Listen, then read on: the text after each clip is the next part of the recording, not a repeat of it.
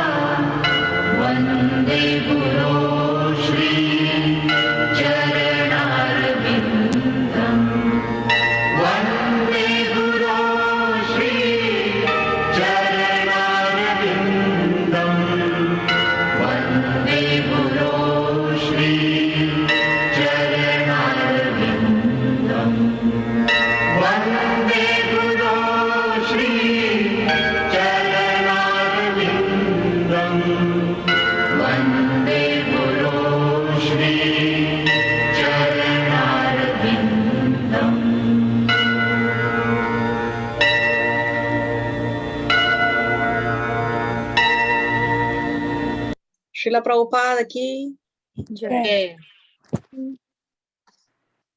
Okay, so what did we see in the previous class? Chapter 15. Yeah, we started chapter 15 and before. So what did we see at the end of chapter 14? In the last class of chapter 14.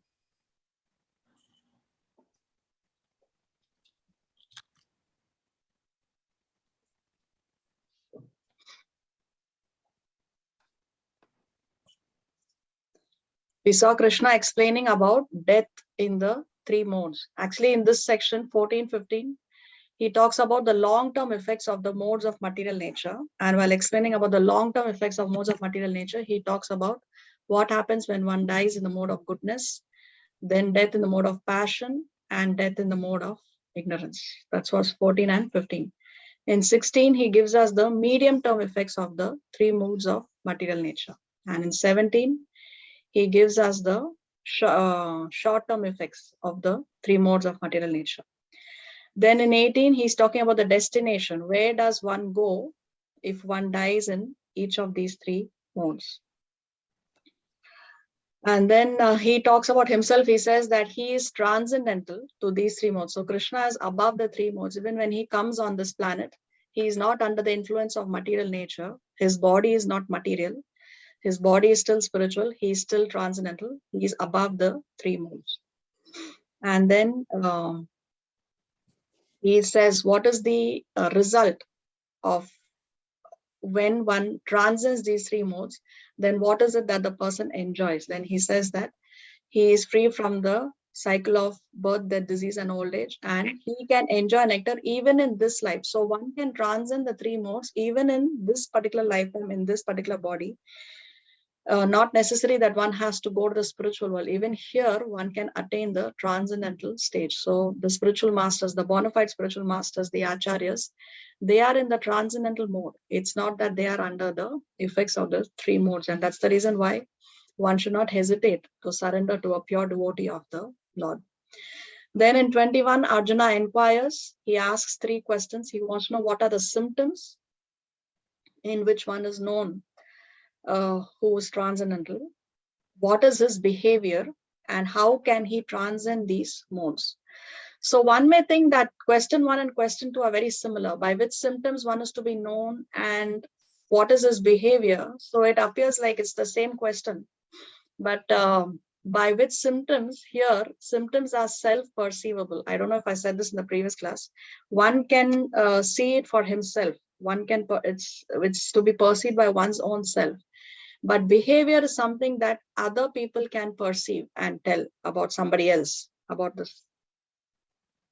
So this is the difference between these two questions. So how does he transcend also, Arjuna wants to know. And then immediately Krishna is answering. The first two questions Krishna answers in this section 22 to 25. And then how does he transcend? Krishna answers in 26 by saying that by devotional service, unfailing in all circumstances. By this method, one can transcend these three modes. And then Krishna says that he is the basis of the impersonal Brahman. So Krishna is not only the Brahman effulgence, he is Para Brahman. So Krishna ends the chapter again by stressing on devotional service, because even to reach impersonal Brahman realization, still one needs to perform devotional service. On that note, Krishna ends this particular chapter. And then we saw chapter 15, where Krishna is giving the banyan tree analogy. So he compares the material world to an upside down banyan tree. An upside down banyan tree cannot be found anywhere. It can only be found in the reflection of the original tree. So the material world is a perverted, inverted reflection of the spiritual world. Therefore, whatever variety is there in the material world is because there is variety in the spiritual world. So spiritual world is not just light, not just Brahman effulgence. There is variety even in the spiritual world, just as how there is variety in the material world. So, and then Krishna says that one has to cut down this tree, one has to cut down this tree of material entanglement with a powerful weapon. And what is the weapon? The weapon of detachment. And then Krishna says that after going to that place, see, one must seek that place from which, having gone, one never returns. So once we reach the spiritual world, then we do not come back again. Okay, so on that note, we ended the previous class. Today we start from text 5.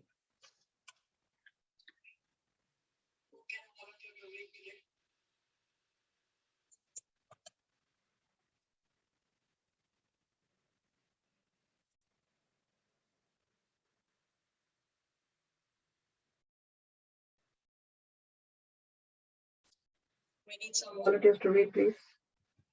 Can I read, Mataji? Yes, of course, Mataji. But where do I read from? There's nothing on the screen. Yeah, wait, we need one more volunteer. What would you like to read, the translation or the other text? Can I read, Mataji? Translation. I can do it. Om Namo Bhagavate Vasudevaya. Okay, wait. So Shivani, you're reading? Yeah, Okay, what are you reading? I can read the translation. Okay, so Sri Hari Radha Mataji, you can read the other text. Is that okay? Yeah. Okay, so please repeat. Om Namo Bhagavate Vasudevaya. Om Om Namo Namo Bhagavate Vasudevaya. Om Namo Bhagavate Vasudevaya. Om Namo Bhagavate Vasudevaya. Om Namo Bhagavate Vasudevaya. Om Namo Bhagavate Vasudevaya. Okay, let's hear the shloka. निर्मानमोहाजितसङ्गदोषा अध्यात्मनित्या विनिवृत्तकामाः द्वन्द्वैर्विमुक्ताः सुखदुःखसंज्ञैर्गच्छन्त्यमूढाः पदमव्ययम् तम्. Translation by His Divine Grace Sri Bhaktivedanta Swami Prabhupada, Prabhupada Ji ki Jai. Those who are free from false prestige, illusion, and false association, who understand the eternal, who are done with material lust, who are freed from the dualities of happiness and distress, and who, unbelieved, know how to surrender unto the Supreme Person, attain to that eternal kingdom. Hare Krishna. So here Krishna is explaining the surrendering process. How can one surrender? So he's explaining this in 7 points here. What are the 7 points? Number one who is free from false prestige. So Srila Prabhupada explains in the purport that prestige comes due to pride. Pride that we are the controllers. I control my life. I'm a self-made man. I can control material nature. We see how especially those who are materially highly educated, then they more tend towards this belief that everything can be controlled by me. So he says one has to be free from false prestige, free from illusion. Illusion again that I am this body and false association. So one has to stay away from bad association or associating with non-devotees or associating with people who can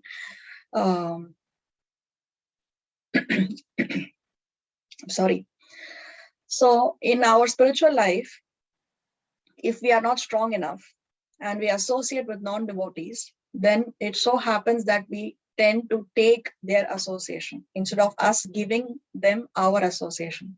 So instead of us rubbing off our qualities on them, we tend to take their qualities. So we may get influenced that it's okay once in a while you can have a peg, or sometimes a doctor may say it's good for your health to have one peg every day, but that's not what Guru, Sadhu and Shastra can permit, right? So if we are weak in our sadhana, then we tend to take association from non-devotees. So therefore we must stay away from false association. But if we are strong in our sadhana, if we are strong in our spiritual life, if we are determined, then instead of us taking association, we give our association, and that's how we can make devotees. We can preach and make devotees.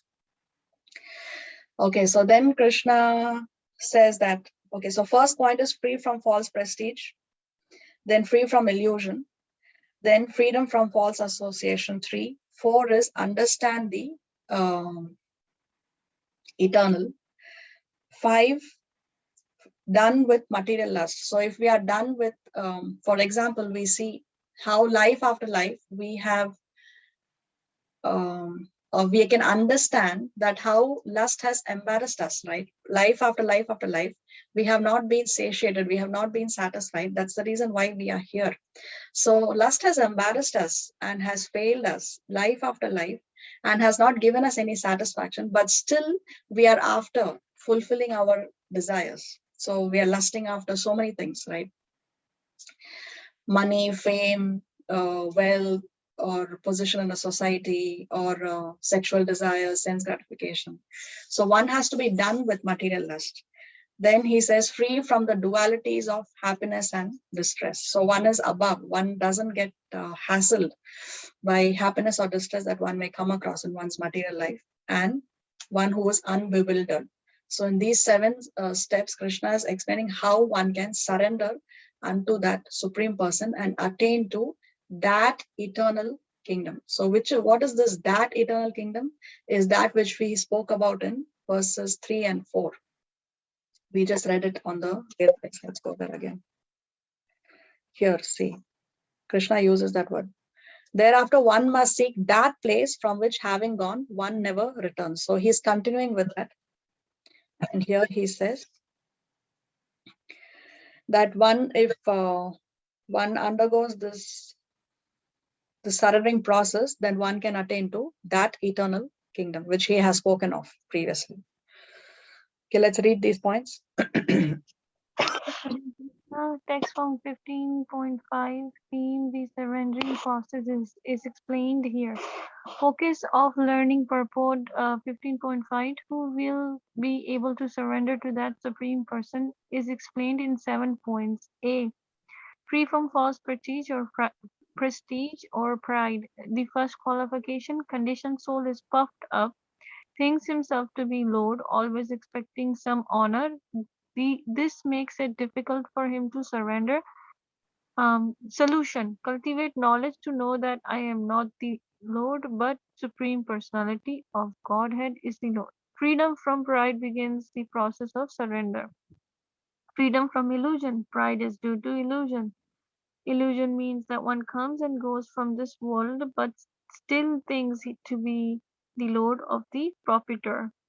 Thus makes things complicated and is always in trouble. The entire world is under this false impression of created divisions of false proprietorship, land, earth, etc. Hare Krishna. So see, under point A, conditioned soul is puffed up. So Srila Prabhupada would say that only Puris can puff up. Nobody else and nothing else can get puffed up, because what is our position? We are only the servants. So this is the false pride that the conditioned soul has. See, there are two kinds of entities, the conditioned soul and the liberated soul. The liberated souls, they know what is their position. But the conditioned soul, they have forgotten their relationship with Krishna. That's why they get puffed up. And see the point in the middle of your screen, freedom from pride begins the process of surrender. So humility is a very important quality to have in our spiritual life. In fact, even materially speaking, if one is humble, then one can go places, even materially. So what to speak of spiritually? When a disciple receives initiation from the spiritual master, once the process is done, the first thing that the disciple does is the disciple goes around begging, asking for bhiksha. Now, nobody likes to beg from somebody else, isn't it? So when this disciple goes and begs, then the first lesson that the disciple is getting there is humility. I had this experience when I got my initiation. Immediately after the initiation ceremony, there was a yajna, and immediately after the yajna was finished, we had to go and beg. And whatever money is collected, we have to hand over to the spiritual master. So that first lesson for me personally, it was a crash course for me on humility, because we read a lot of things, and of course there is some humility also required before we accept a spiritual master, right? Because to be willing to wanting to surrender to another person, completely surrender and serve the person like a menial servant, it requires some humility. But then after initiation, once the disciple gets diksha, then he has to go and beg, ask for bhiksha, and then hand over. So humility is very, very important for one to have in one's spiritual life. Unless one is humble, then one cannot understand transcendental knowledge, one cannot serve in the right state of mind, and one cannot please Krishna. Okay, more points. Freedom from false association. Possible when one is free from false proprietorship. False associations are caused by familial, social, national affection. The understand the internal. One should develop spiritual knowledge, cultivate knowledge of what is actually his own and what is not. It leads to freedom from conception of duality. Done with material lust. F. Freedom from dualities. G. Unbewildered. When one becomes full in knowledge, it is possible to surrender to the Supreme Personality. Go ahead, Hare Krishna. Okay. So now we come to the next section. Here, Krishna is going to talk about transmigration, how living entities are transmigrating, changing bodies. And he also gives more description about his realm, the spiritual realm. Because remember, Krishna is talking about that place. So he's going to give us details about that particular place, about the spiritual world. न तद्भासयते सूर्यो न शशाङ्को न पावकः यद्गत्वा न निवर्तन्ते तद्धाम परमं मम. Translation by His Divine Grace Sri Bhaktivedanta Swami Prabhupada Ji ki Jai.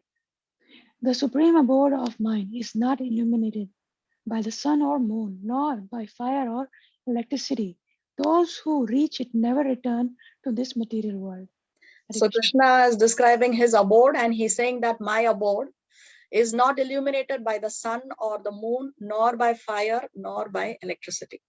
So why? Because the Vaikuntha planets and Goloka, they are all self-illuminating. In the material world, the only self-illuminating planet is the sun, isn't it? The sun illuminates our planet. But in the supreme abode, there is no need for the sun or the moon. However, sun and the moon do exist even in the spiritual world. It's just that the spiritual world is not illuminated by the light of the sun or the moon. Why? Because there is day and night, even in the spiritual realm. There is Rasa Leela, even in the spiritual world, where Krishna is dancing under the moonlight, the Purnima night. Yes.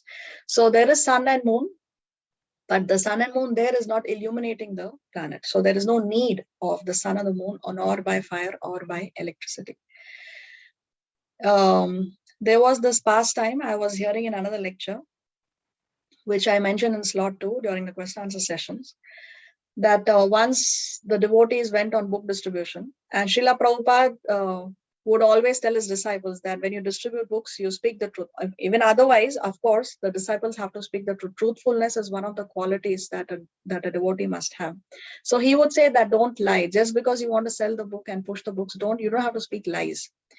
So these devotees had gone out on book distribution, and there was this particular devotee who was telling people around that you take this book, take this Bhagavad Gita, it will solve all your problems. So there was this lady who approached this devotee and said that I have an electricity problem in my house. Every time the electricity goes off, will this book solve the electricity problem in my apartment? So he says, yes, it will solve the electricity problem in your apartment. You take this book. So another devotee who was there, he went and he told Srila Prabhupada that you said that we should not speak lies to sell the books, but this devotee spoke lies, because how can this Bhagavad Gita solve the electricity problem that she has in her apartment? So Srila Prabhupada, he didn't tell him anything. He said, okay, I will see to it.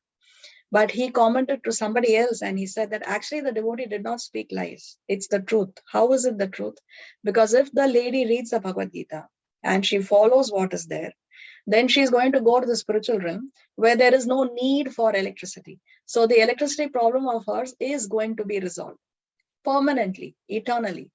So you see, this knowledge and devotees, Vaishnavas, they are not interested in solving the materialistic problems of the people. We want to solve the problem from the root. So the point is that the lady's problem, yes, will be resolved, but it is going to be eternally resolved. It's not going to be resolved the way she's thinking with her in her well, right? Like the frog in the well, thinking about just the electricity problem in her apartment. But this knowledge is going to resolve the problem forever for her. Okay, and then Krishna goes on to say again that those who reach that supreme abode will never return to this material world. So once we go there, we don't have to come back again. So Srila Prabhupada gives a description of this spiritual realm in his purport. Let's read. Bhagavad Gita 15.6. The huge lotus is the original spiritual planet, Golok Vrindavan. The abode of Radha and Krishna, the spiritual effulgence around this planet is the Brahma Jyoti, which is the ultimate goal of impersonalists.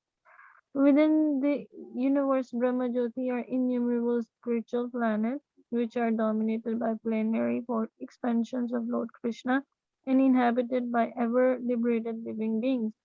Sometimes a spiritual cloud overtakes a corner of the spiritual sky, and the covered portion is called Mahatattva, or the material sky.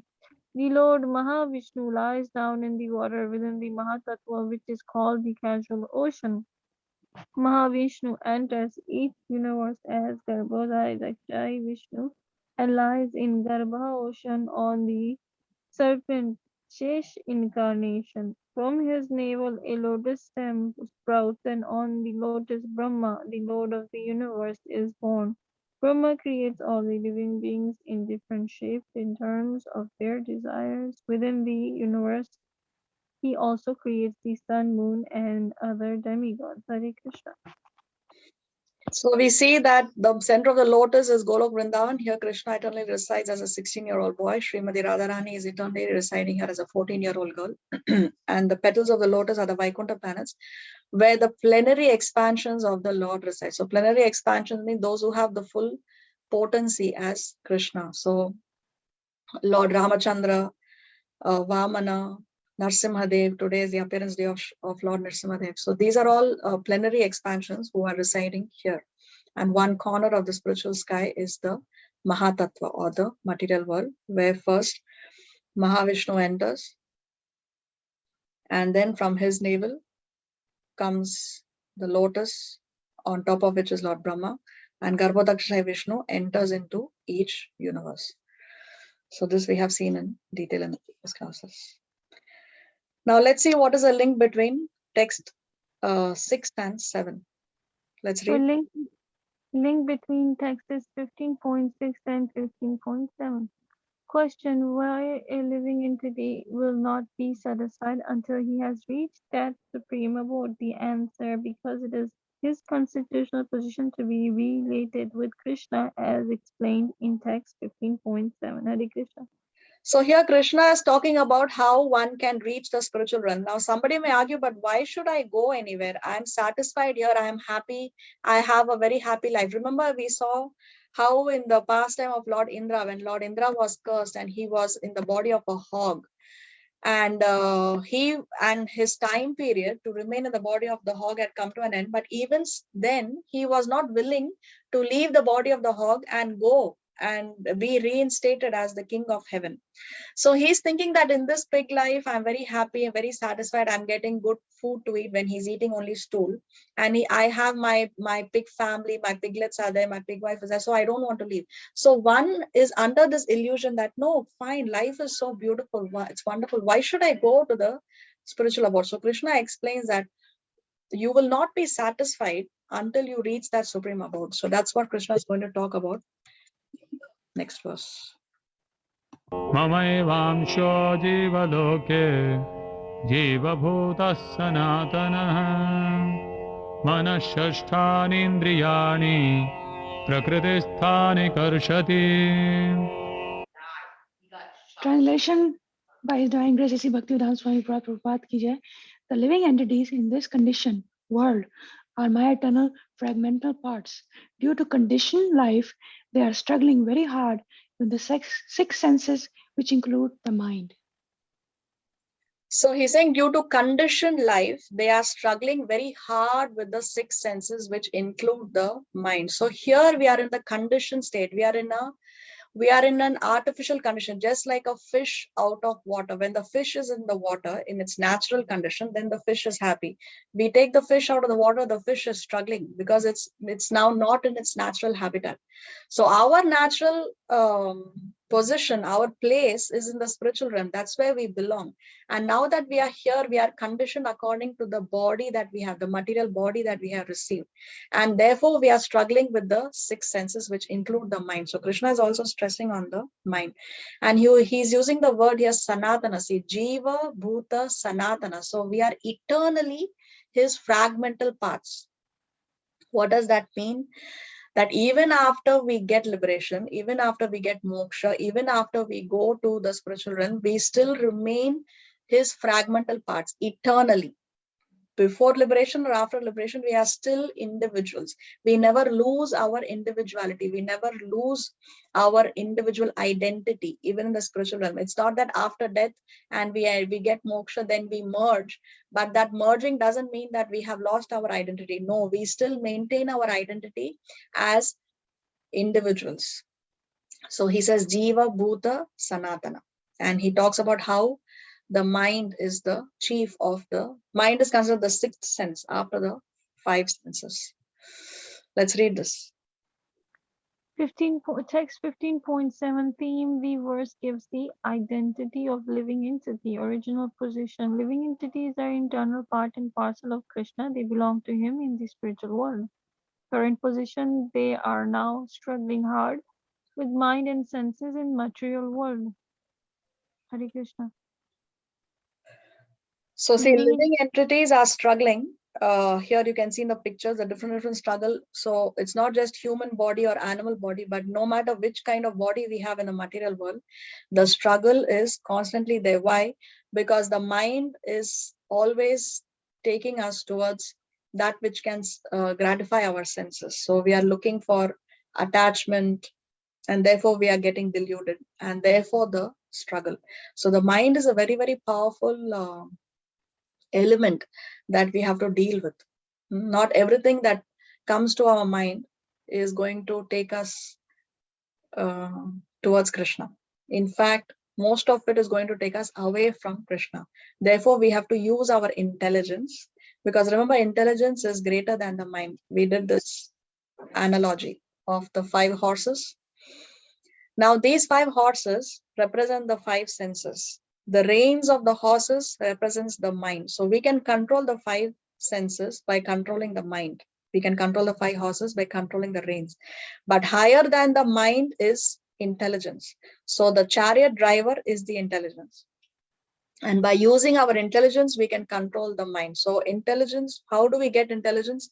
From Guru, Sadhu, and Shastra. So we know, we study, we follow the instructions of the spiritual master, and we know that this is right and that is wrong. So this particular thing that has come to my mind, that I want to go and enjoy, let's say in a discotheque. So then I use my intelligence and say, no, but this is not the instruction that I have got from Guru, Sadhu, and Shastra. So intelligence is greater than the mind.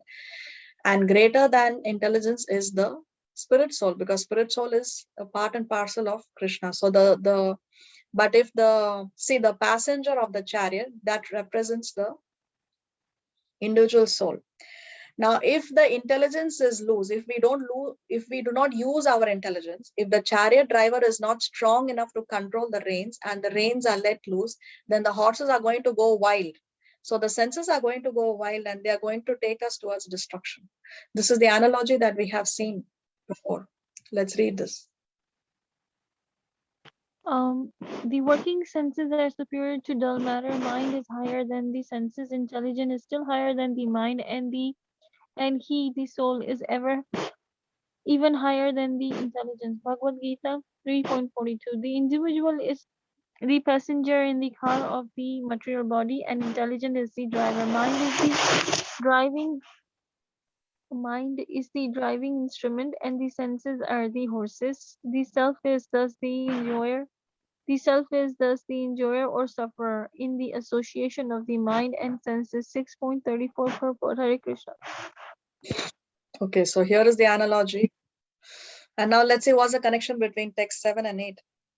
This verse hints at the mind's power to determine the living entity's future, and the next verse continues that trust, explaining how, determined by his thoughts, a soul attains his next body. Hare Krishna. Okay, let's.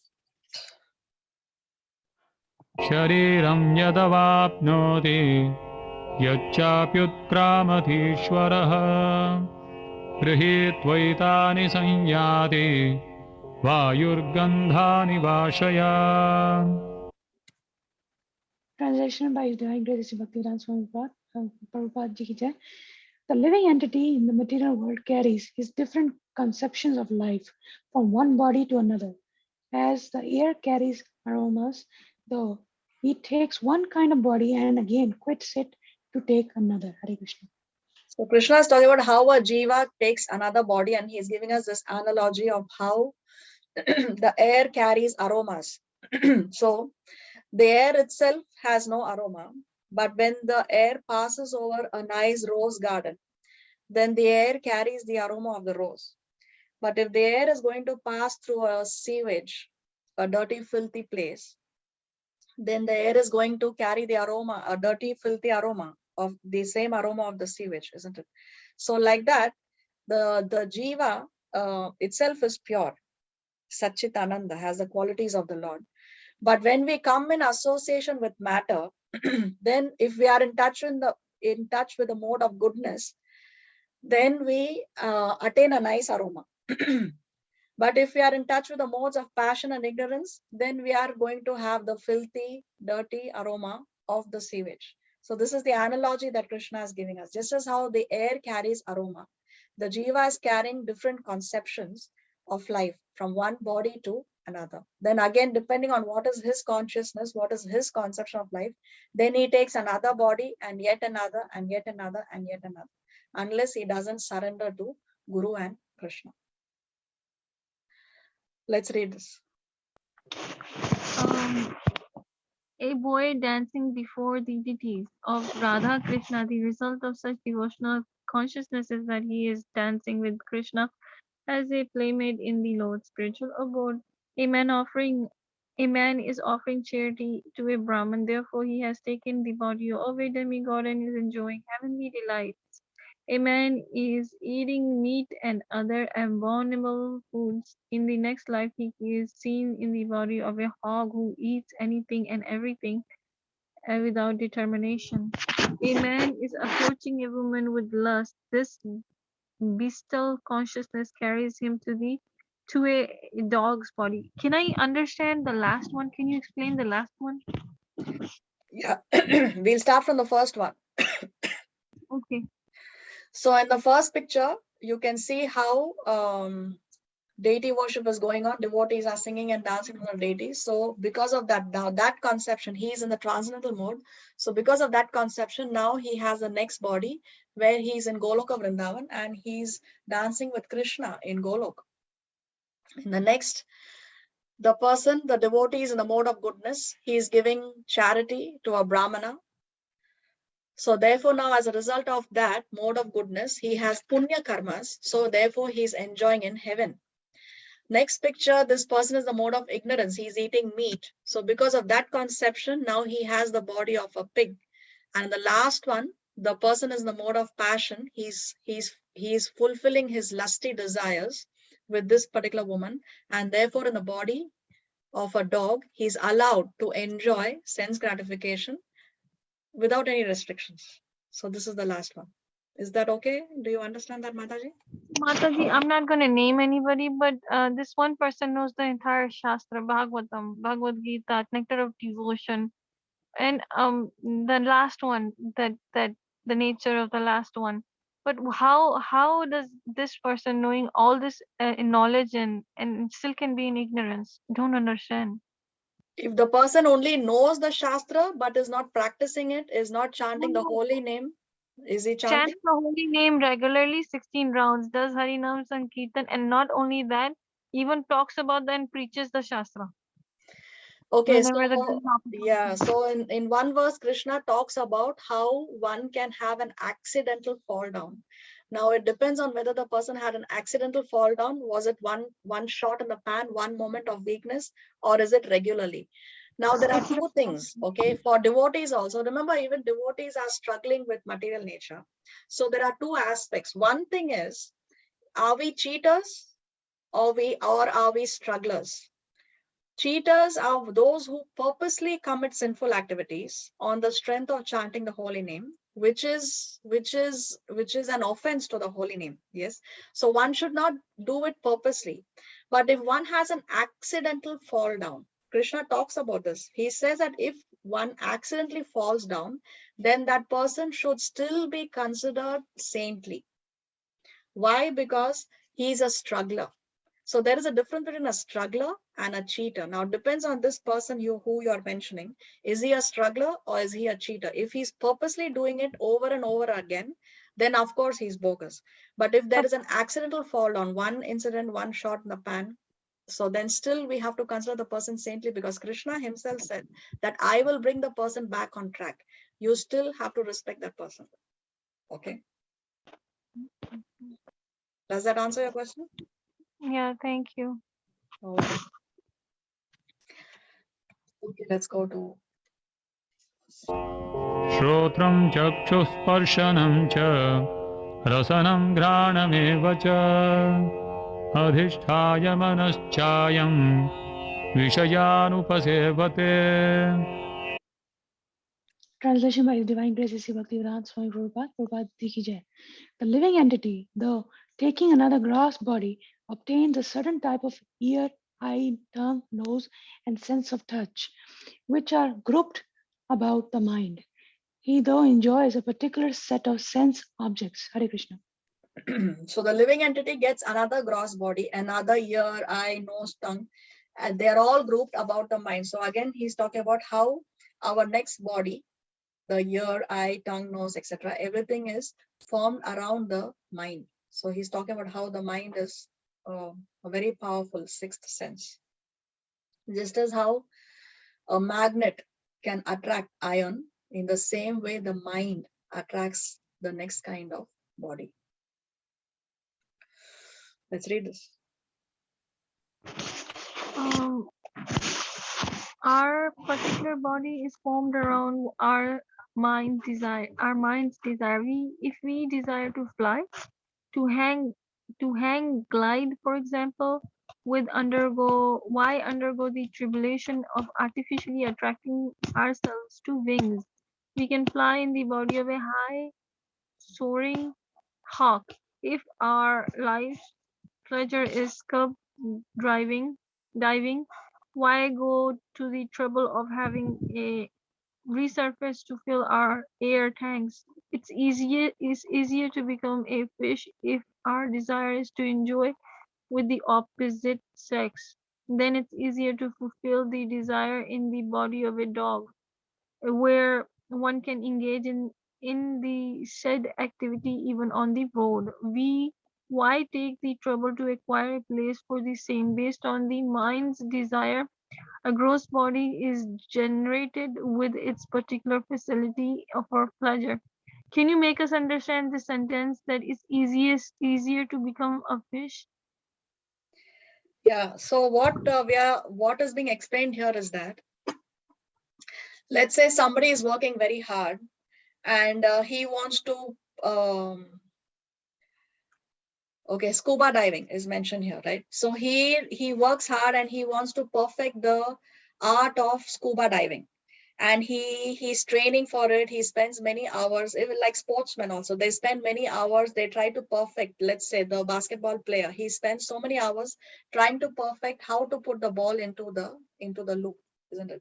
So like that, people may spend so many hours, so much of determination, so much of hard work to perfect one particular thing, which is not meant for human life, because human life is meant to realize God. So if this particular person wants to become an expert scuba diver, then in the next lifetime he's going to become a fish. It's easier to become a fish and to go diving in deep into the oceans and be happy, because that's what his desire is. So that's what it means. It's easier to become a fish. If you love to scuba dive, then it's easier to do that by becoming a fish than working hard and artificially doing it in the human body, because human body is not meant, we don't have bodies like the fishes have to be able to survive under the water, isn't it? That's the point that's being made here. So our next body is formed around the desires of our mind. So we have to be very careful, what is it that we desire. If we desire something like the scuba diver, or something like this person who's gliding in the sky, or we desire to satisfy our senses, then we'll get a body that will suit our desires. But if we desire Krishna, then we will be with Krishna. So we have to be careful, what is it that we desire. Thank you, Mother. You're welcome. उत्क्रामन्तं स्थितं वापि भुञ्जानं वा गुणान्वितं विमूढानानुपश्यन्ति पश्यन्ति ज्ञानचक्षुषः. Translation by Divine Grace, Sri Bhaktivedanta Swami Prabhupada Ji ki Jai. The foolish cannot understand how a living entity can quit his body, nor can they understand what sort of body he enjoys under the spell of the modes of nature. But one whose eyes are trained in knowledge can see all this. Hare Krishna. So Krishna is using the word vimudha. Vimudha means foolish. So he's explaining how the foolish people, they cannot understand this. What is it that they cannot understand? How a living entity can quit his body. So previously he's talking about how the next body is formed around the desires of the mind. So a foolish person cannot understand that if I desire sense gratification, that I'm going to get a body of an animal. I'm not going to get the body of a spiritual body where I can go to Goloka. So he says that the foolish cannot understand this transmigration. They cannot understand how a person quits his body and how he's enjoying a certain type of body under the influence of the modes of nature. And what is the solution to all this? What is the solution? If somebody is foolish, then what is the solution? He says that jnana. If you are trained in knowledge, then only one can understand all this. And what kind of knowledge? Of course, spiritual knowledge will enable a vimudha, a foolish person, to understand how the soul is transmigrating, how the soul is taking another body. Let's read this. What is the cure for this ignorance? Krishna says knowledge. Those whose eyes are trained in knowledge by hearing and learning Shastra can see. Lack of Shastric learning brings about the following result explained in text 15.11. Okay, let's see. One second.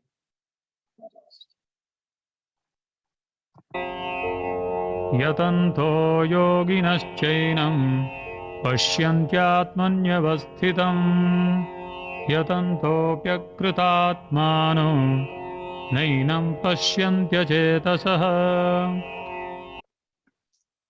Translation by His Divine Grace A.C. Bhaktivedanta Swami Prabhupada, Prabhupada Ji ki Jai. The endeavoring translators who are situated in self-realization can see all this clearly, but those whose minds are not developed and who are not situated in self-realization cannot see what is taking place, though through they may try. Hare Krishna. So previously Krishna said that the Vimudas, the foolish people, cannot see this happening. And who can see all this clearly? Who can see how the soul is getting another body, how the soul is transmigrating? Krishna explains that the endeavoring transcendentalists who are situated in self-realization. So the transcendental one who is above the three modes, one who has knowledge, spiritual knowledge, then that person can see all this clearly. He can see why is it that somebody is in the body of a dog, somebody is in the body of a pig, somebody is enjoying in heaven, somebody is with Krishna. What is the reason? And then Krishna says that those whose minds are not developed, who are not situated in self-realization, cannot see what is taking place, though they may try. They may try. So how they can try? See, he's saying that people who have no knowledge, they cannot understand. Despite several attempts of enjoying sense gratification, still they continue in the process.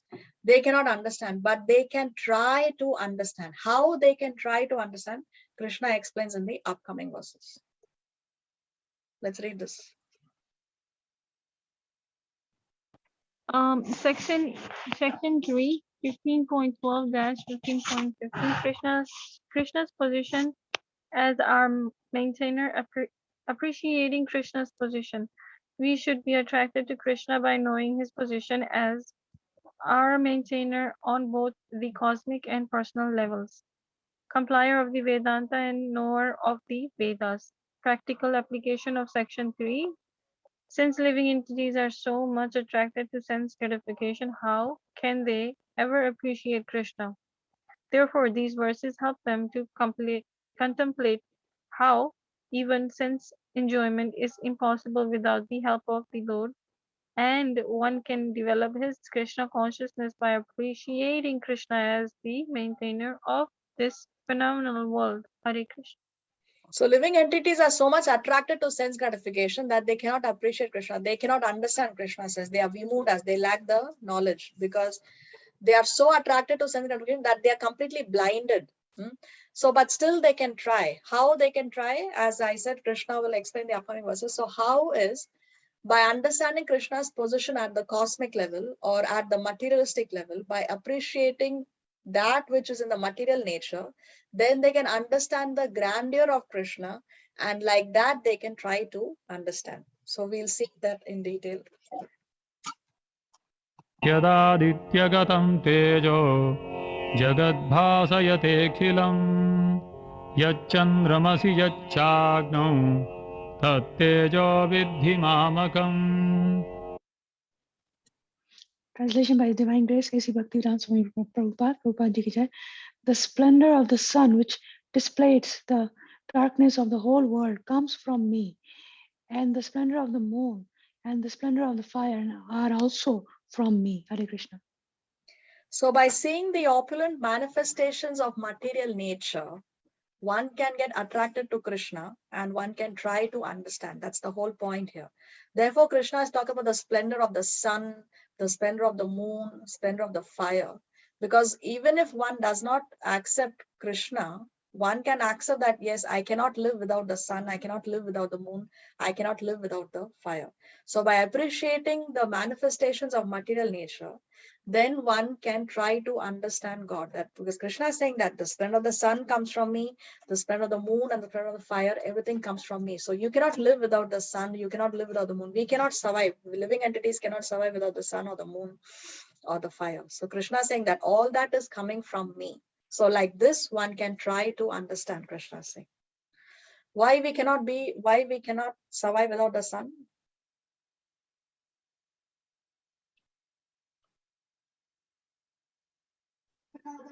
Everything comes from We won't get Yes, any the plants will not grow without the sun. Okay.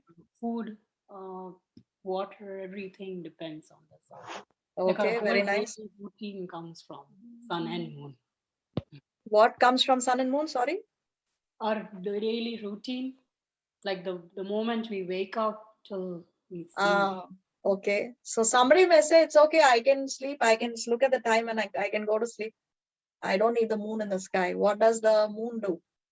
So is the sun that removes all the darkness of the world? Okay.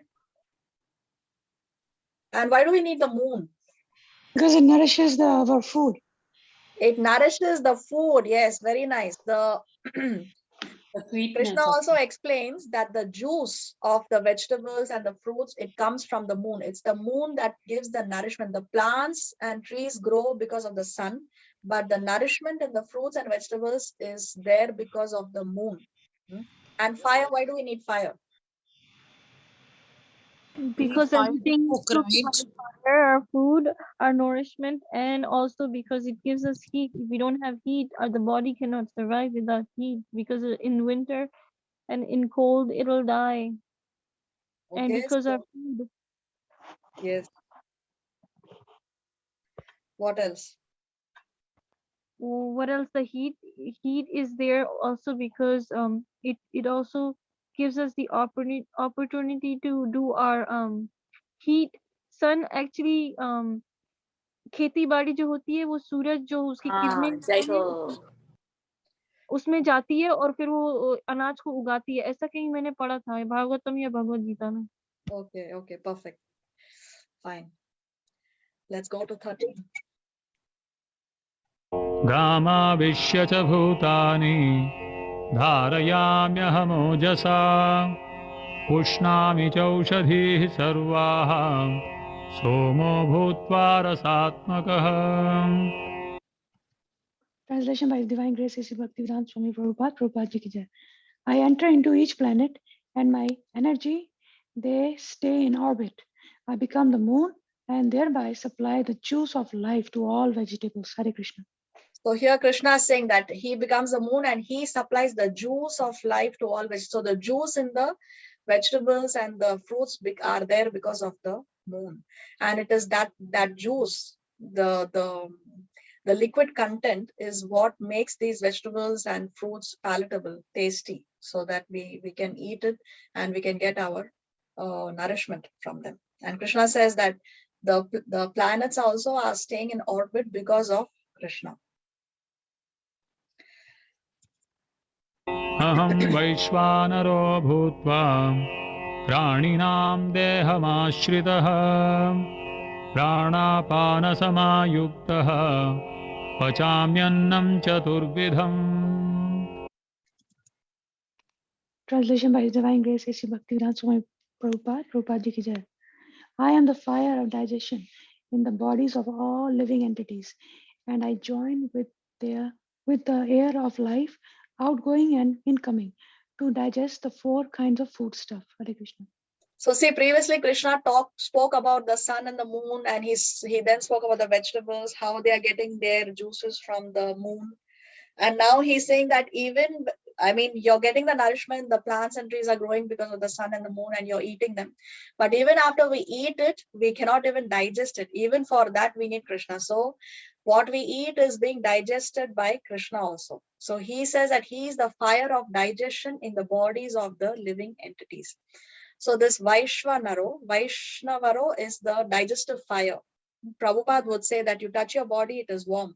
So it means that there is fire inside. That's the fire of digestion, right? So, and that's why Ayurveda says that you don't drink water immediately after eating, because when we drink water, you're putting off the fire of digestion.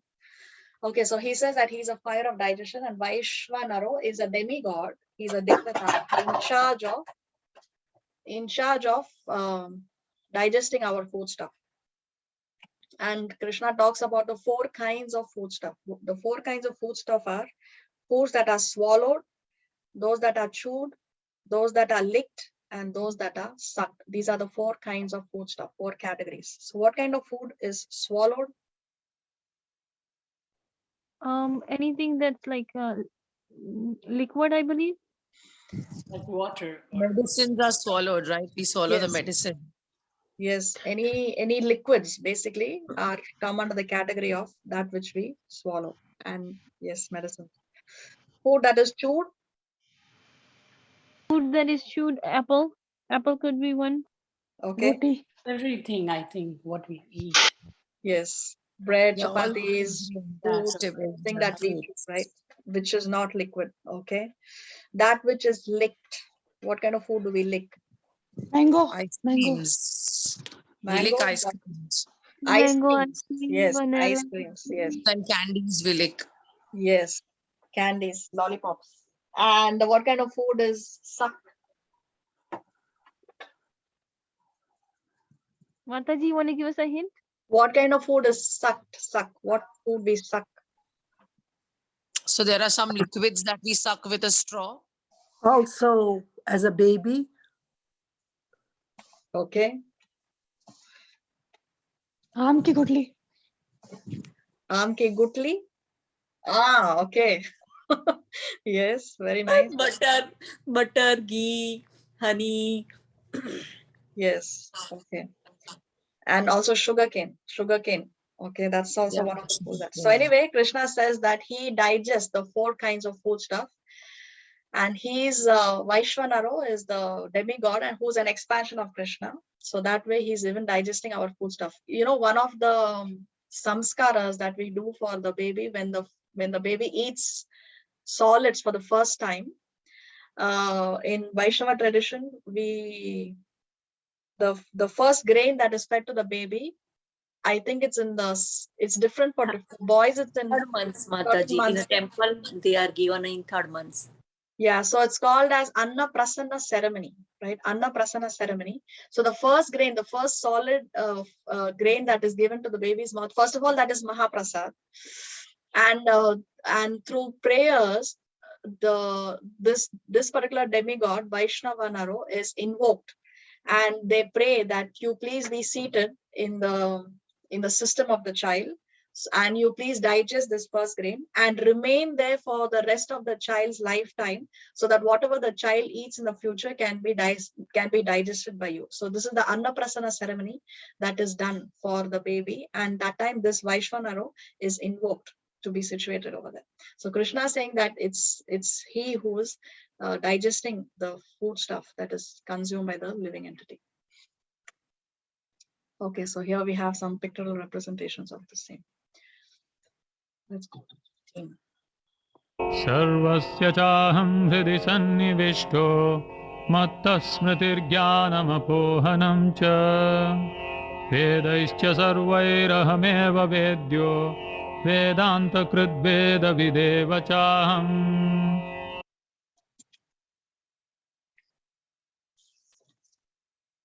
Translation by Divine Grace, A.C. Bhaktivedanta Swami Prabhupada, Prabhupada Ji ki Jai. I am seated in everyone's heart, and from me come remembrance, knowledge, and forgetfulness. By all the Vedas, I am to be known indeed. I am the compeller of Vedanta, and I am the knower of the Vedas. Hare Krishna. So Krishna says that he is seated in everyone's heart, of course, as the super soul. And the super soul, what does the super soul does? He gives knowledge, remembrance, and forgetfulness to the living entity. So what is it that we forget? What is it that the super soul makes us forget? All our bad experiences of the past. Now, when we take another body, we have the same subtle body, a different gross body, but we don't remember our previous lifetime. So that's because the super soul has made us forget our previous lifetime. And that is the mercy of Krishna, that we don't remember our previous lifetime. Sometimes people say, oh, I am suffering for the reactions that I did in my previous lifetime, but I would like to know what is it that I committed in the previous lifetime that is making me suffer in this lifetime. So I would like to know what is my crime. But just imagine if we had to remember our previous lifetimes, it's so many, several of them, our life will be hell. Because we have to deal with relationships, people, and things in this lifetime itself. People are so stressed out. Imagine we have to deal with our children or our husbands or wife and relatives or parents of our previous lifetime, and all those memories are going to burden us greatly. So it is the mercy of Krishna that we don't remember our previous lifetime. So the super soul is giving us forgetfulness. Also, for example, when devotees, let's say somebody was an avid meat eater, and every day he would enjoy eating meat. He would relish the taste of meat. Now he has come to Krishna consciousness and he has given it up and he is chanting. Now, after a few years, that very same meat, if he passes through a meat shop, he will not be able to take the smell anymore, because Krishna has made him forget that the taste of meat which he previously relished. Now he has forgotten that, so he's not getting attracted towards going back to fulfilling his senses anymore. So the super soul makes him forget. So the super soul makes you forget all the unpleasant experiences and makes you remember the past pleasant experiences. When a devotee takes to a particular service, he may be naturally attracted to a particular service. And this may be because in his previous lifetime, he was engaged in that particular service. It can happen that if we are attracted to a particular devotional service, let's say somebody loves to cook, or somebody loves to preach, or somebody else may enjoy cutting vegetables for a feast, right? So there are different services, and one may be naturally attracted towards one particular service. It may be an indication of the service that we had when we were in Goloka or in Vaikuntha. Everybody in the spiritual realm has a fixed service, which is the post is already taken. There is no each one has been assigned a particular service, and the service that we are attracted to here may be an indication of the service that we were doing in the spiritual realm. So like that, Krishna gives us remembrance. He does not interfere with the free will of the living entity. So let's say there is a non-devotee, one who does not want to surrender to Krishna. To such a person, that because Krishna does not interfere with the free will, then he makes him remember that, oh yes, yesterday I ate this meat in this particular restaurant and it was so delicious. I want to go back and eat it again. So now he's giving him remembrance, because that is what the jiva desires. That's what the jiva wants. So Krishna is facilitating the desire. So like that, he gives remembrance and forgetfulness to all the living entities, whether it is a devotee or a non-devotee. And knowledge, how does the super soul gives us knowledge? Because the super soul from within is always prompting us, guiding us, and telling us what is right and what is wrong. That's what we call as consciousness. Sometimes we say, no, I cannot do this because my consciousness will prick me. What is that consciousness that's pricking us? It is actually the super soul who's guiding us from within. The external manifestation of the super soul is our spiritual master. We cannot see the super soul, but we can definitely see the spiritual master. So the spiritual master is considered to be the external manifestation of the super soul. So super soul is giving us knowledge. See, the super soul is like a never-ending GPS. If we are going to a particular place, the GPS tells us, no, okay, now you take left, then so many meters you take a right, now you carry on, remain on the left side. So the GPS is always guiding us where to go, how to go till we reach our destination. So the super soul is also like a never-ending GPS. Krishna is always guiding us, telling us what is right and what is wrong. But sometimes, unfortunately, some of us may switch off the GPS. We don't want to listen to the directions of the super soul. We don't want to hear anymore. So if we switch off the GPS, then how are we going to hear? But as long as the GPS is on, no matter how many wrong turns we may take, okay, the GPS says go left, we may take a right. Okay, the GPS again says, okay, now that you have taken a right, now you take this particular turn so that you can come back on track. So the GPS never stops guiding us, no matter how many wrong turns we take. So like that, no matter how many wrong decisions we take, irrespective of that, the super soul is always guiding us towards the right path. But we have to keep it on. So here is a summary. Let's read this. 15-12-15 Get Gyan by preaching higher arrangements in material world. 12 Cosmological, the splendor of the sun which dissipate the darkness of this whole world comes from me, and the splendor of the moon and the splendor of the fire also from me. 13 Terrestrial, I enter into each planet, and by my energy they stay in orbit. I become the moon and thereby supply the juice of life to all vegetables. 14 Psychological, I am the fire of the digestion. in the bodies of all living entities, and I enjoy the air of life, outgoing and incoming, to digest the four kinds of foodstuff. 15 spiritual. I am seated in everyone's heart, and from me comes remembrance, knowledge, and forgiveness by all the Vedas. I am to be known. Indeed, I am the compiler of the Vedanta, and I am the knower of the Vedas. Hare Krishna. So in these verses 12, 13, 14, 15, Krishna is talking about how those who lack spiritual knowledge are not able to understand how the soul is transmigrating, getting another body. So he's saying, okay, you see the higher arrangement in the material world, and by appreciating that, then you can get attracted to me. So he is talking about this at the cosmological level, terrestrial level, physiological level, and spiritual level. This is the summary of this section. So now we come to the last, not last, but the second last section of this chapter. And this particular section, 16, 17, and 18, these verses are called as the essence of the Vedanta, or they are called as a Three Shloki Gita. Let's read this. Conditioned living entities are fallible. Living entities in harmony with the Lord's desire are infallible.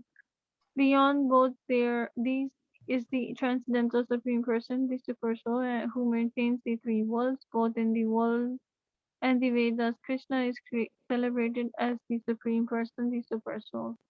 This, the top one, the conditioned living entities are fallible. Can you explain that a little bit? So when the child is born, the body is created, the soul enters it, and it just comes out of this world to live, to breathe, to grow, to change. So there is all of them are fallible. Anyone who enters this material world is fallible. Conditioned living entities are fallible. Conditioned. So yes, when the child is coming out of the womb of the mother, it is conditioned by the kind of body it has. Yes. So yes, they are all fallible, but one can attain the infallible state by coming from the condition to the liberated stage. Okay, Is it so sorry. okay, never. No. It's okay. Hare Krishna. Okay, so this section is called as a Three Shloki Gita because here in these three verses, Krishna is summarizing the essence of Vedanta. Therefore, it is called as a Three Shloki Gita. So we'll see this here. Okay, so before we understand this Three Shloki Gita, we have to understand another concept called Sambandha, Abhideya, and Prayojana. According to the Vedic principles, these are three stages of spiritual advancement, namely Sambandha Jnana, Abhideha, and Prajojana. Sambandha Jnana refers to establishing one's original relationship with the Supreme Personality of Godhead. Abhiveda refers to acting according to that constitutional relationship. And Prajona is ultimate goal of life, which is to develop love of Godhead, Prem Pum Artho Mahan. CC Chaitanya Chitamrit Adi 7.73 P. Hare Krishna. So what is the Sambandha, Abhideya, and Prayojana? First of all, we have to establish what is my relationship with Krishna. If I just say that, okay, now you have to love Krishna, immediately you will say, but who is Krishna and why should I love him? Is going to be one's question, obvious question, isn't it? Why cannot I love somebody else? So first of all, we have to establish the Sambandha, our relationship with Krishna, our relationship with God. Now, who is God and who am I? I am a part and parcel of Krishna. I am his eternal servant. Now, that is my original relationship. Now, once this Sambandha is established, once the relationship is established with Krishna, what is the next thing that one has to naturally do? One has to act in that capacity. So what does one do? One renders devotional service. Okay, my relationship with Krishna is I am his eternal servant. Okay, so that's my Sambandha. So what do I have to do about it now? Because I am his servant, I have to serve. So I have to render devotional service. That is Abhideya. And as a result of engaging in devotional service, what is the fruit of my devotional service? What is the result that one can get by engaging in devotional service? That is Prayojana. So the fruit or the result of Abhideya, of rendering devotional services, one develops love of God. So this is Sambandha, Abhideya, and Prayojana. In this last few verses, Krishna is going to cover Sambandha, Abhideya, and Prayojana. Okay, so we will see that here. द्वाविमौ पुरुषौ लोके क्षरश्चाक्षर एव च क्षरः सर्वाणि भूतानि कूटस्थोऽक्षर उच्यते.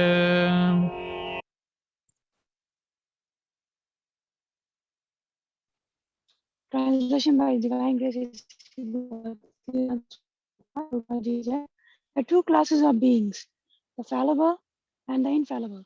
In the material world, every living entity is fallible, and in the spiritual world, every entity is called infallible. Hare Krishna. So the living entities are divided into two categories. Krishna says the fallible and the infallible. Those who are in the material world, they are fallible, and those who are in the spiritual world are infallible. So in the material world, one has a material body, and the body goes through 6 changes. What are the 6 changes of a material body? Do you remember? Who can remember? I don't know the all of it six, but it's born, it's created, then it grows, then it does some karma, and then I don't know all of it, but it deteriorates and then it dies, or it gets old and it gets diseased and then it dies, something like that. Yes, correct. So, but can anybody put in a proper sequence? So she's got almost 95% of it. Anybody else can put in, just put in a proper sequence? The 6 changes of the body. Birth. Growth. Yeah, birth. Then there is growth. Yes. Then old age. Disease. Yeah, old age comes later. Old age comes later. After birth and growth, then Youth. Disease? Mataji, it is born, it grows, it then produces byproducts, then it begins to decay, and the last stage it vanishes. Okay, yes, very nice. So what are these byproducts that the body produces? The babies. Children, yeah. And the waste. And the Yes. waste. No, not waste. The byproducts here refer to the children that one has. Okay, so what Okay, are the Mataji. 6 changes of the body? There is birth, then there is growth, then the body stays for some time, then it produces byproducts then there is deterioration, then there is old age, and finally death, complete destruction. So these are the 6 changes of the body. In the spiritual world, there is no, the spiritual body does not go through these 6 changes. In the spiritual world, everybody is free from disease, free from old age. There, the body is not going there. Eternally, one is youthful. So in the spiritual world, there are no 6 changes, and therefore the living entities are infallible. But in the material world, they are fallible. Now, 16, 17, and 18, in these 3 verses, Krishna is going to talk about sambandha. That's what he's going to establish here. So we have seen 16. Now let's see what he says in 17. उत्तमः पुरुषस्त्वन्यः परमात्मेत्युदाहृतः यो लोकत्रयमाविश्य बिभर्तव्यय ईश्वरः. Translation by Divine Grace. Besides these two, there is the greatest living personality, the Supreme Soul, the imperishable Lord Himself, who has entered the 3 worlds and is maintaining them. Hare Krishna. So besides these two, which two? The fallible and the infallible. There is another personality who is greater than both of them. Who is that? The super soul, the supreme soul, the imperishable Lord himself, who has entered the 3 worlds and is maintaining them. So the super soul, he enters into the heart of every living entity, and he's maintaining the living entities. If there is no super soul in the heart, then the living entity cannot survive. They cannot be, even the soul cannot be present. So therefore, the super soul is maintaining. So beyond the fallible and the infallible, there is another personality who is above both of them, and that's the super soul. Now let's see what Krishna says next. यस्मात् क्षरमतीतोऽहम् अक्षरादपि चोत्तमः अतोऽस्मि लोके वेदे च प्रथितः पुरुषोत्तमः.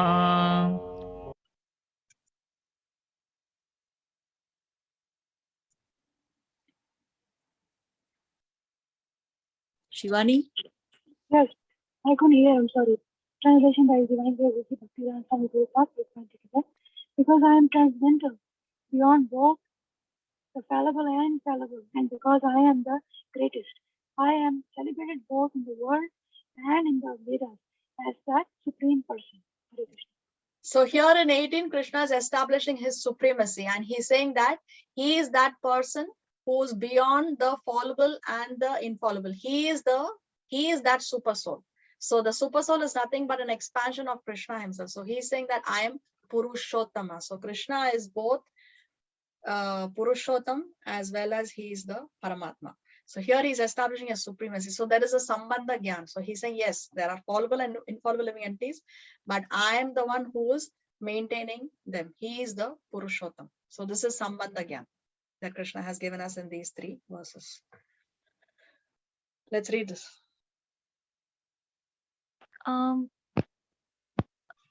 Link between text is 15.18 and 15.19. What are the activities of one who has assimilated the knowledge of the previous 3 verses, especially the knowledge that Krishna is the Supreme Personality of Godhead?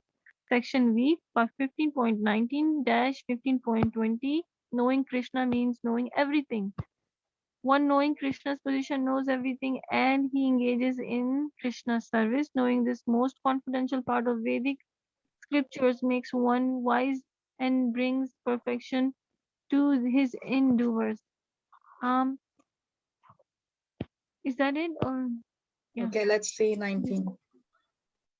Yo mamevamasammudho janati purushottamam sa sarvavid bhajati mam sarvabhavena bharata.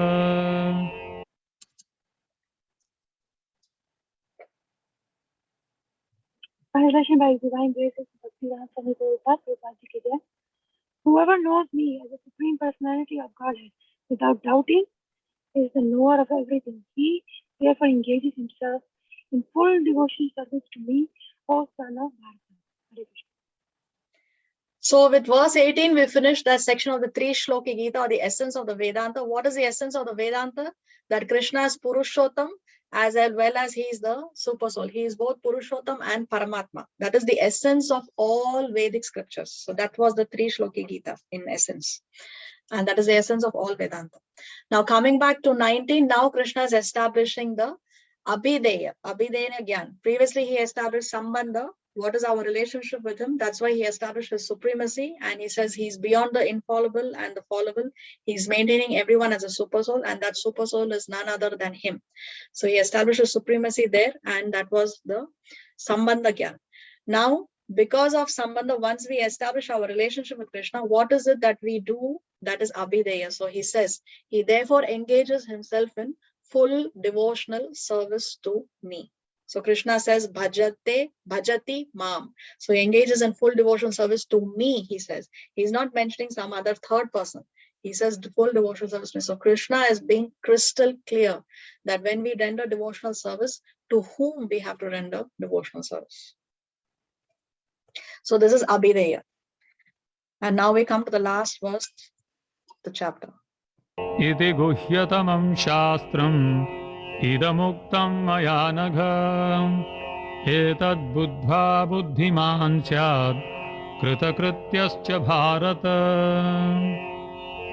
Om tatsaditi Srimad Bhagawad Gita Upanishadsu Brahma Vidyayam Yoga Shastre Shri Krishna Arjuna Samvade Purushottama Yogo Nama Panchadashodhyayah.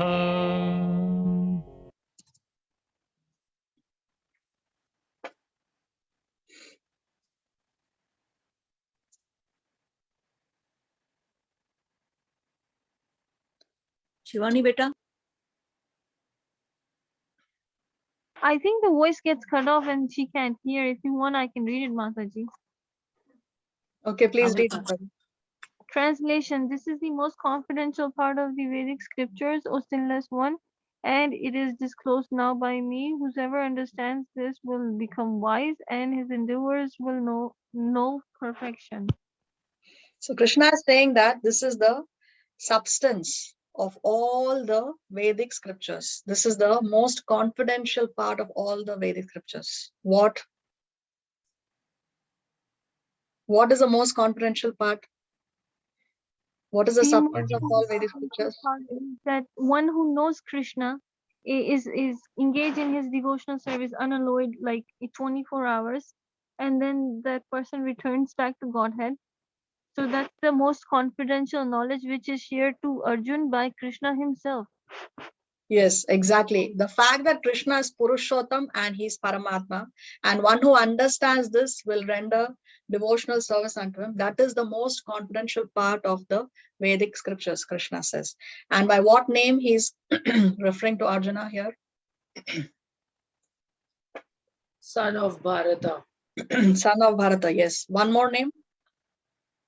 Anaga, Anaga, yes. Anaga means sinless one. Oh, sinless. sinless, one who is sinless. So one who engages in devotional service, one who understands this, does not commit any more sins. So that's why here he's referring to Arjuna as sinless.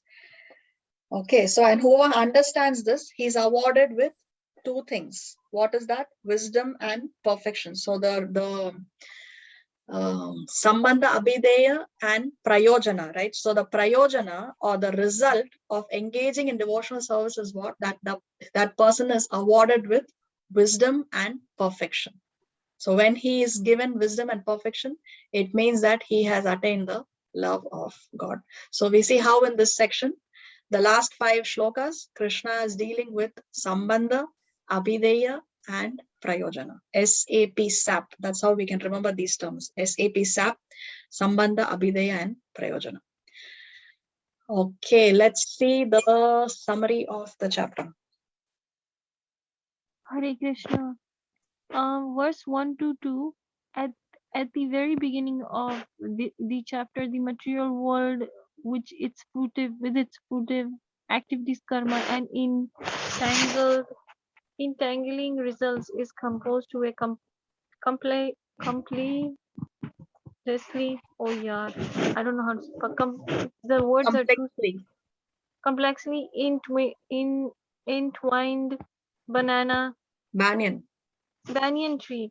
The various parts of the tree, roots, branches, twigs, leaves, fruits, etc., are compared to fruitive activities, piti and impiti, the senses and sense objects, the results of fruitive activities, the Vedic time for elevation, the different plenary systems, and so forth. By performing fruitive activities based on the desire for sense gratification, the entangled Jeev is forced to wander from branch to branch, etc., from body to body, planet to planet.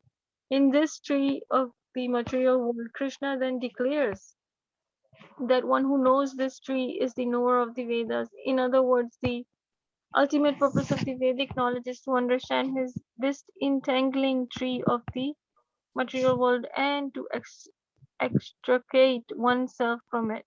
Verse 3 to 6, next Krishna describes the means of extricating oneself and attaining the spiritual world using the weapon of detachment.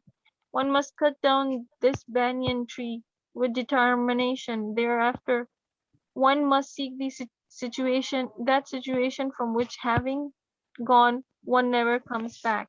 One must surrender to the Supreme Personality of Godhead, from whom everything has begun and is existing since time immemorial. Krishna then describes the surrendering process and gives a brief description of the spiritual world. Verse 7 to 11, the next verse, Krishna declares the conditioned living entities in the material world and how they are transmigrating from one body to the next. Such living entities are Krishna's internal fragmental parts. According to his mentality, the born jiva develops a particular gross material body equipped with a particular set of senses with which he enjoys a particular set of objects. Krishna asserts that the foolish cannot understand this process of transmigration, but the wise can. Throughout the rest of the chapter, Krishna discusses his own supreme transcendental nature, verses 12 to 20.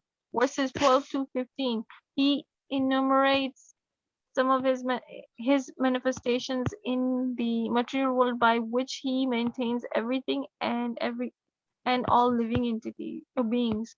He is the source of the sun, moon, and fire. He is the power of the planets to float in orbit. He is the digestive force in everybody. He is the super soul in the hearts of all living beings, and he is the source of and ultimate object of the Vedas. Verses 16 to 17, Krishna explains that there are two classes of beings, the fallible, the conditioned souls in the material world, and the infallible, the liberated souls in the spiritual world. Beyond them is he himself who maintains both the material and spiritual worlds.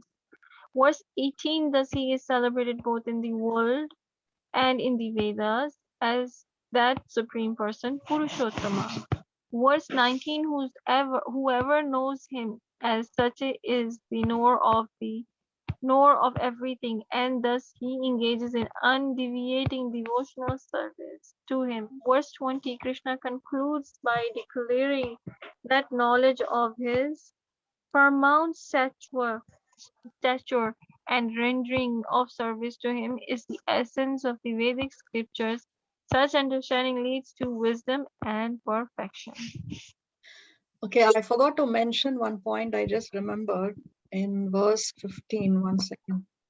See here, after Krishna says that he gives knowledge, remembrance, and forgetfulness, he says that he's the compiler of Vedanta and the knower of the Vedas. He's Vedanta Krit and Vedanta Vedanta Krit. He is the compiler of the Vedanta. Vedanta is it's a commentary of the Vedas, which is compiled by Vyasadeva himself. But Srila Vyasadeva is also a Shaktavesha avatar, an empowered incarnation of Krishna.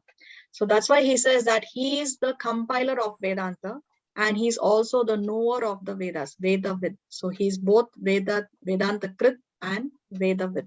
Even if somebody claims and he says that I am also the knower of the Vedas, I know all the Vedas, he may say that I am a Vedavid. Nobody can say that he is Vedanta Krit. Nobody can say that I am the compiler of the Vedanta, because nobody can compile. One can compile something according to his own mental speculation, but nobody can say that he's a compiler of the Vedanta. But that is only Krishna. Krishna has done it through his empowered or Shaktavesha avatar, who is Vyasadeva. So this one point I had forgotten to mention. Okay.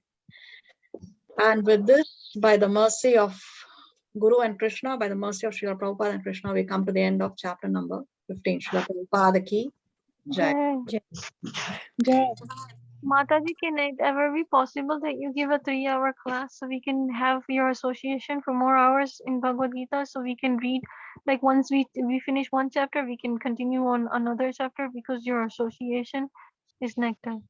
Oh, thank you so much, Mataji. But I think we'll keep it to shorter classes instead of having a 3-hour class. Probably, I don't know what. Hard to digest, Mataji. We are learner Vaishnavi. It is very hard to digest, Mataji. Please forgive us. But please give your association after complete Shishi Bhagavad Gita. Please start Shishi Bhagavatam, Mataji. We need your association and blessing. Thank you, Mataji. Koti Koti Dandat Pranam.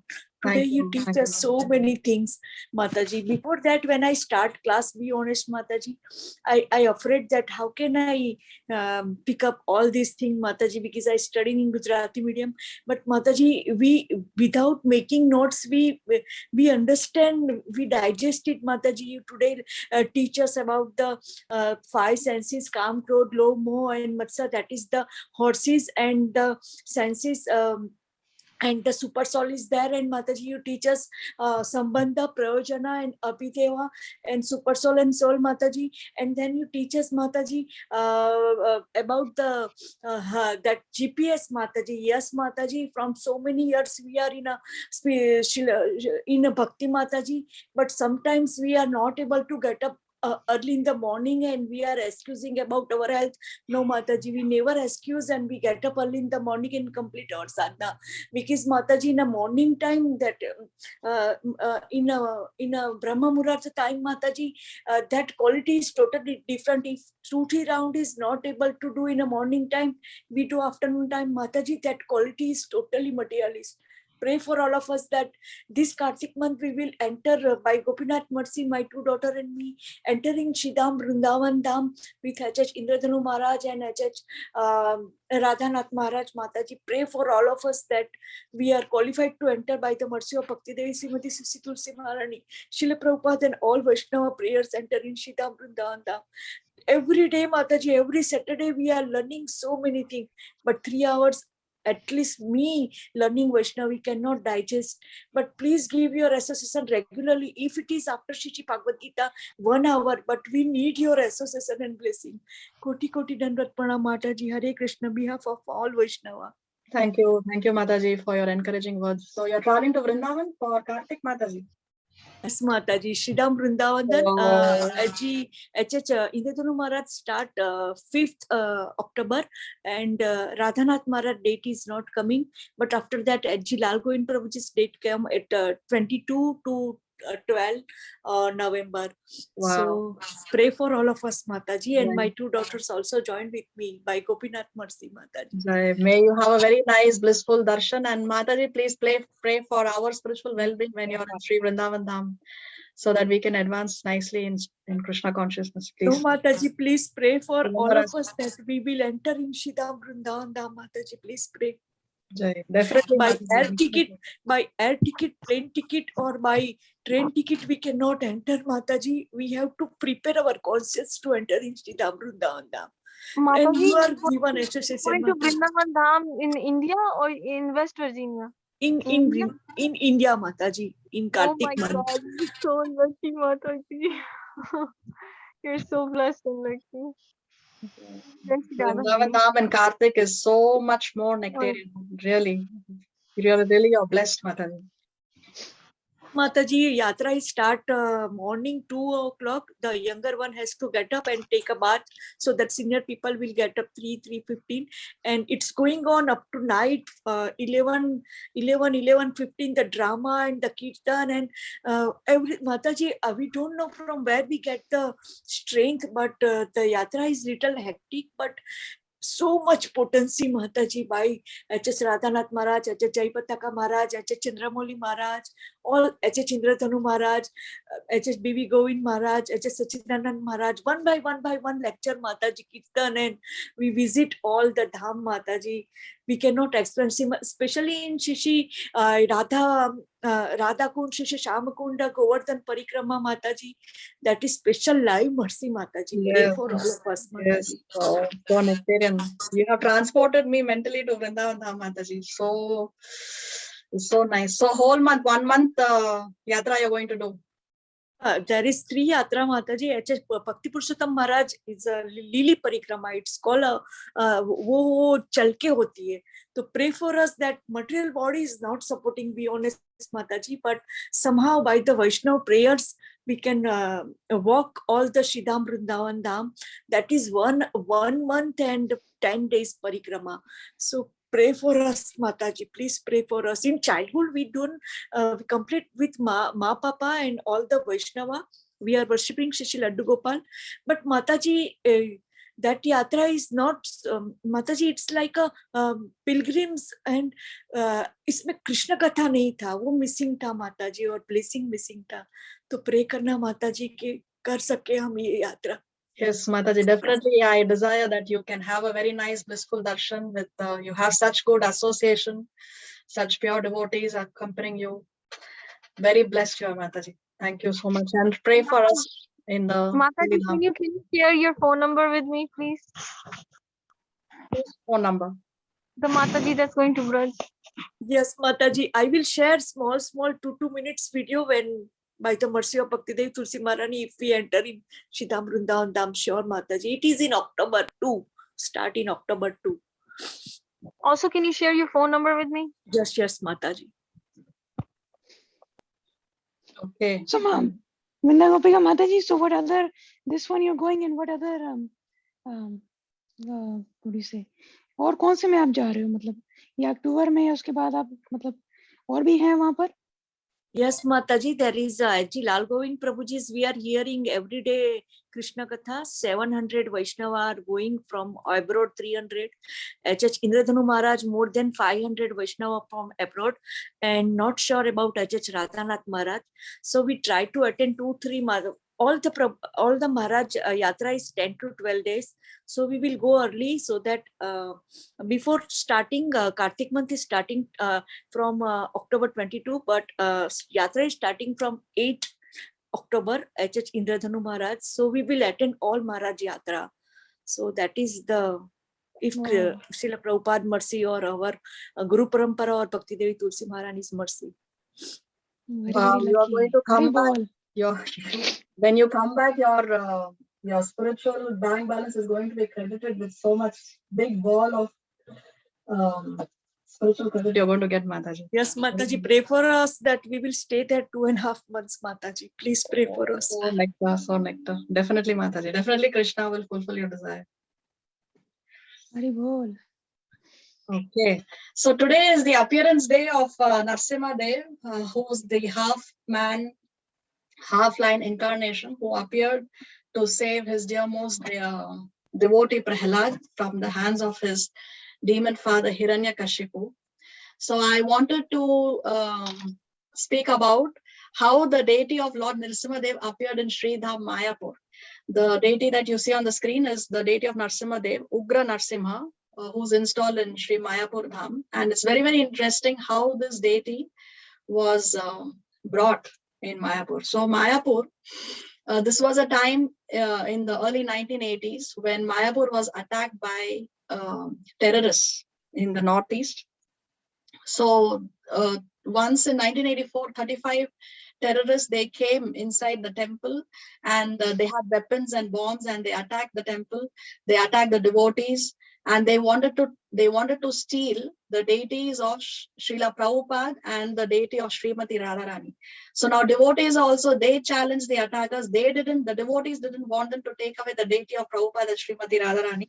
So there was shots were fired. A few dacoits, they fell also. And they were not able to take the deity of Srila Prabhupada, but unfortunately, they took the deity of Srimati Radharani that they were able to take and go. And therefore, the devotees were very disturbed in Sri Dham Mayapur, and somehow they wanted that these terrorist attacks stop in the Mayapur temple. So then someone suggested that we should install the deity of Narsimha Dev, because in the past, Srila Bhaktisandra Saraswati Thakur and Srila Bhaktivinoda Thakur had installed the deity of Sri Lakshmi Narsimha in a temple which had stopped the attacks by other people who were not in favor of Vaishnavism. So they wanted to install the deity of Narsimhadev in Mayapur to stop these terrorist attacks. So they wanted to install the form of Ugra Narsimha, where Narsimhadev, they said that we want a deity of Narsimhadev where he's coming out of the pillar and he's ready to attack, Ugra Narsimha. Because previously what was installed by the other Vaishnavas was Lakshmi Narsimha. So now they need someone who's going to make the deity for them. So they they sent one devotee to South India. In this place, there was Sthapatis. Sthapatis are people from many generations. They carve deities according to what is written in the Shastras.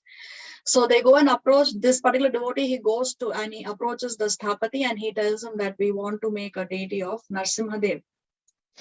So previously the devotees thought that it is going to be a very straightforward affair. There was somebody who sponsored. He said, okay, I will give 1,30,000 was the cost of making the deity. So somebody had offered to pay this amount. And they said, okay, the deity should be ready in 3 months. We have the money. So things are very straightforward. But when they met the Sthapati said that I will not make the deity of Ugra Narsimha. And he said that Shastra does not allow one to make this particular deity, because if this, he says that this deity was previously made in some place, and this deity requires a lot of maintenance. For example, the pujari who worships the deity of Narsimhadev, he should be a celibate from birth, and he should be a pure devotee. And if there is any mistake committed, then it can bring destruction, right? It can destroy your life, it can destroy the place. And previously he was mentioning about how a deity of Narasimha Dev was installed in a particular village, and there were elephant processions and very opulent seva was done to the deity. But for some reason, then this stopped. They were not able to continue with it, and now the whole village is deserted because they have not continued with the worship. So therefore they were hesitant. So the Sthapati said that, no, I cannot make this deity for you. But the devotees in Mayapur were they were insistent that no, we want to see Narasimha Dev installed in Mayapur. So this deity went back to Mayapur and he informed the other devotees, and they said, no, you please go back again, or you find some other Sthapati, but somehow or the other we want Narasimha Dev in Sri Mayapur down. So now this devotee has gone back again, and again he speaks to the same Sthapati, and this time the Sthapati says that, okay, I will make. So this time he was a little more congenial, and he said that, okay, I will make it, because he read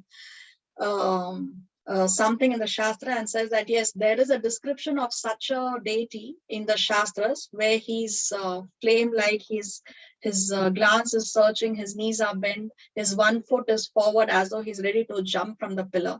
So he says, yes, what you have described, actually this devotee had a sketch. They had made a sketch of the deity that they want, and he shows them the sketch, and he says, yes, actually in the Shastra, there is this particular place where this kind of description is given.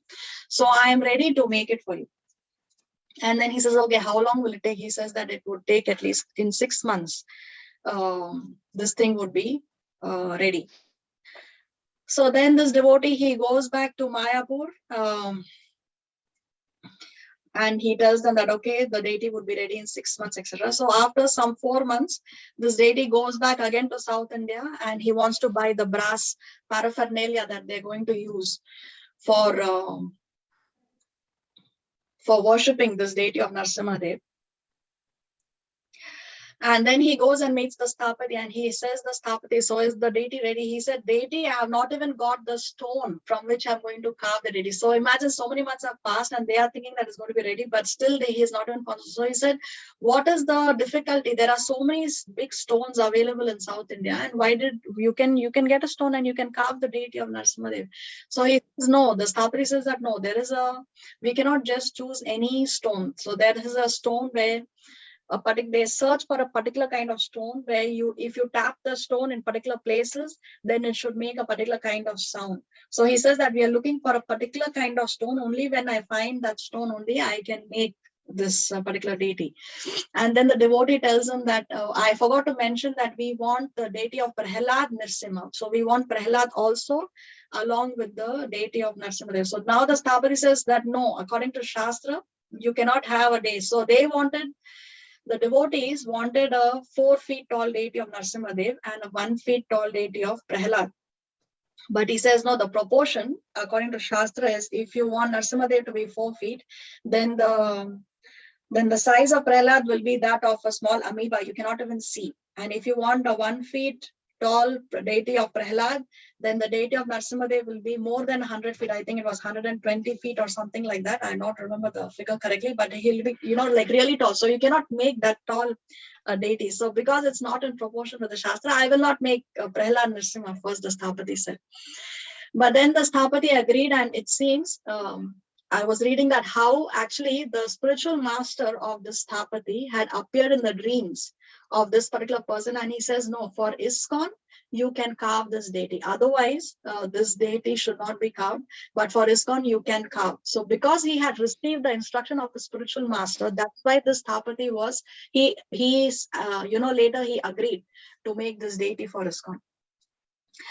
So anyway, then they find this slab, and he starts to carve the deity, and he informs him that, okay, now I've found the slab. And once he found the slab, what he did for 1 week, he was just staring at the slab. He didn't allow anybody else. The Sthapati did not allow anybody else to work on the slab. Only he allowed them to cut the excess of the stone, but he didn't allow anybody else to start carving. And for 1 week, he was just sitting and staring in front of the slab. Okay, that's the description given by the devotee. And then he says that finally, then he started to work on the deity, and it took him some 10 months to make this deity. And usually what happens is when a deity is made, the eyes are not carved by the sthapati. The deity is then transported to the place where the deity should be installed with the eyes covered. And then when the sthapana is done, or when the installation ceremony is done, that time only the sthapati, he carves the eyes of the deity, and then the puja is done.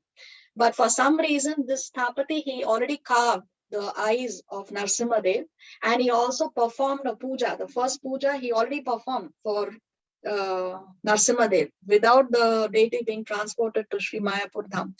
And then he had to go to some place. So he has in his house, outside his house, there is a shed, and in that shed he had kept this deity of Narsimhadev, which he had finished carving with the eyes, and he had done the puja, and he had to go to some other place. Okay, now when he's there in some other place, he receives a phone call and he's informed that your shed is on fire.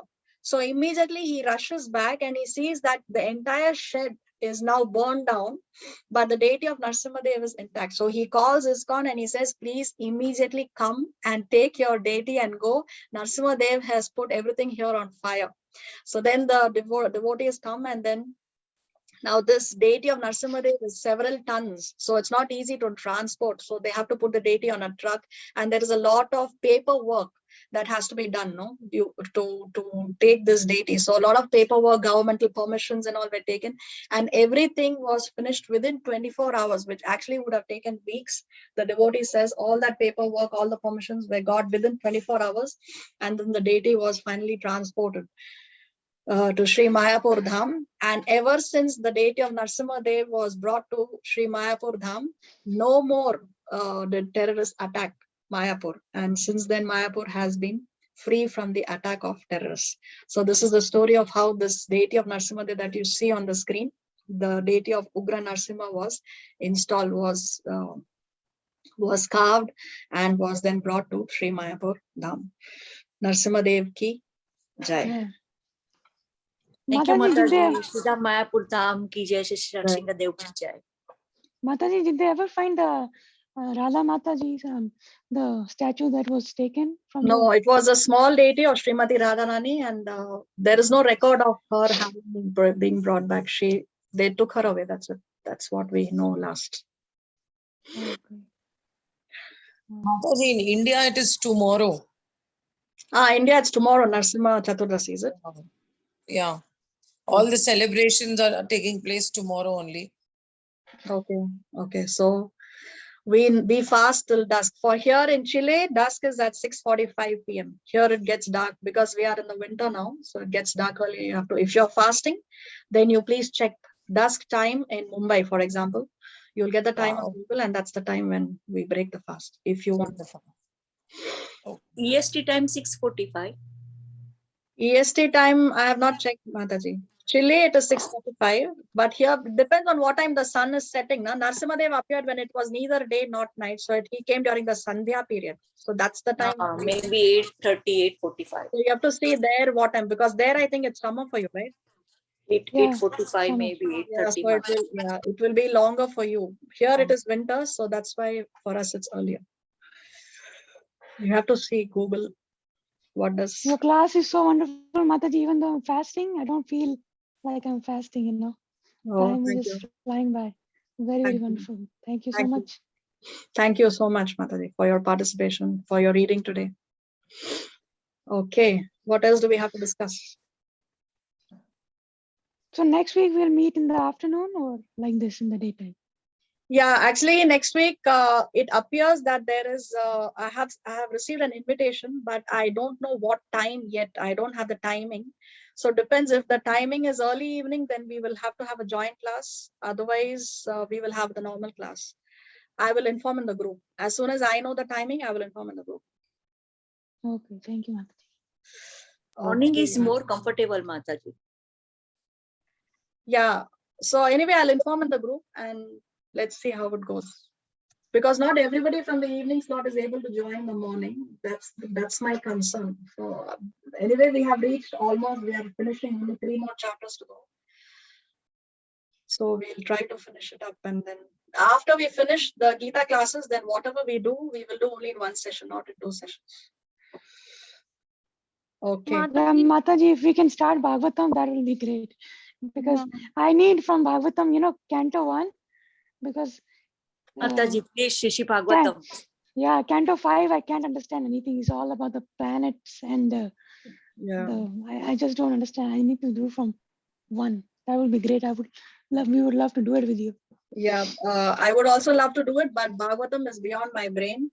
You cannot understand Canto 5. I cannot understand any Canto thoroughly. So we'll see how to do, but it will not be Canto 1, Canto 2. I mean, it's beyond me. I still have to do a lot of sadhana to be able Mataji, you can do by the mercy of Srila Prabhupada and Srila Gurudeva or Guru Parampara. We will go from Canto 1. It is not small, Mataji. So don't worry. Maybe Canto 1 take 1 or 2 months. So you can do, we all can learn day by day, Mataji. By the mercy of Gurudeva, Tulsi Maharani and our Guru Parampara. Mataji, give us a mantra to keep you in the class longer with us. Yes, Mataji. please, you start. You can do it. No, you can do it, Mataji. Okay, we'll see, Mataji. We'll see. I don't think I can do systematically. It is ideally which we should do systematically, but because I don't. It's beyond my brain. I have to attend a class like that and learn from somebody else. We'll see. Something we will work out. Something we will do so that we can continue with the classes. Let's see. Mataji, you start Bhagavatam. We will help you. Mataji, Srila Prabhupada, Srila Gurudev, our Guru Parampara will help you.